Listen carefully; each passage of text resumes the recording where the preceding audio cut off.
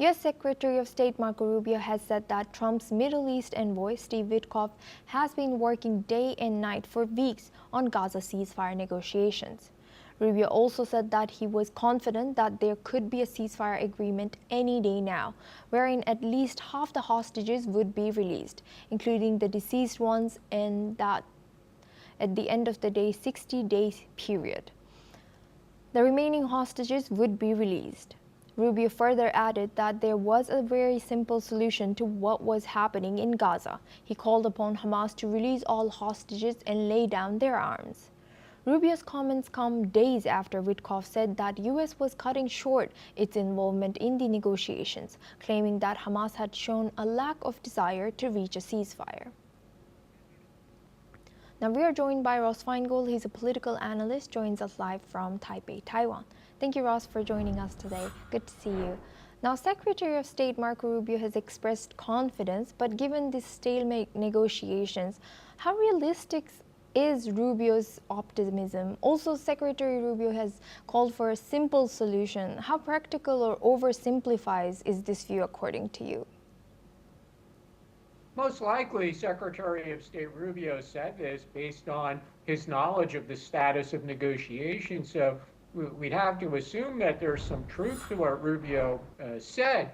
The challenge there is the stakeholders, including the interlocutors between Israel and Hamas, have been working on this for quite an extended period of time, many weeks already.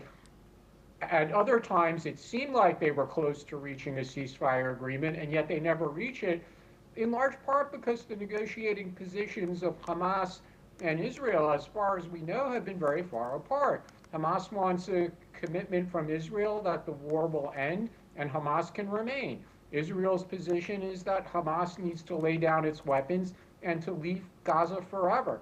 So that makes it very difficult to have any kind of long-term ceasefire agreement.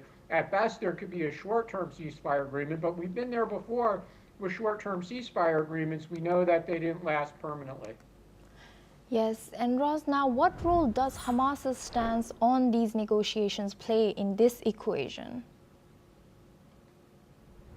Well, Hamas having this absolutist position that it needs to remain and it needs in Gaza and keep its weapons, it makes negotiations extraordinarily difficult. Frankly, I don't think Hamas has any international support for its negotiating position. As angry as members of the international community increasingly are with Israel and the handling of civilian aid, and specifically all the recent attention on the growing malnutrition and starvation among civilians in Gaza. But nobody is rooting for Hamas to remain in Gaza and continue to rule after the war ends and to continue to be an armed group. There really is no international support. The problem is it's hard to put pressure on Hamas because at this point they basically kind of look at this as, we have nothing to lose. We have nothing to lose by continue fighting, and we have nothing to lose by continuing to stick to our negotiating position.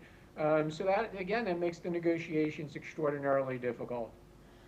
And now looking back at the comments from Steve Witkoff about cutting short U.S. involvement due to Hamas's lack of desire for a ceasefire, what does this shift in U.S. strategy tell us about the limits of American diplomatic leverage in this conflict?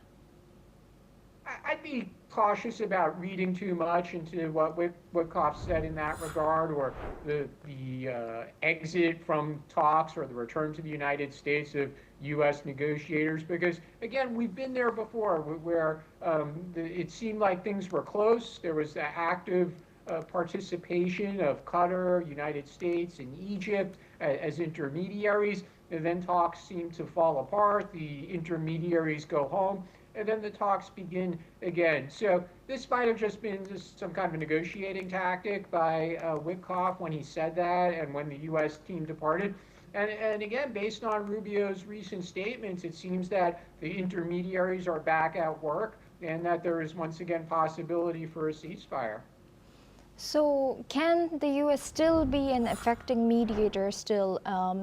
And are the complexities of this situation beyond this influence of foreign negotiations at this point?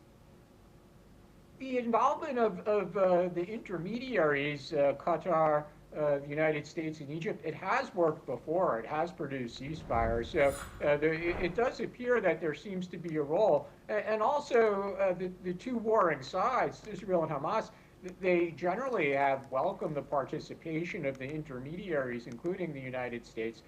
So I definitely think there's still a role to play here. If necessary, obviously the United States has the ability to put pressure on Israel.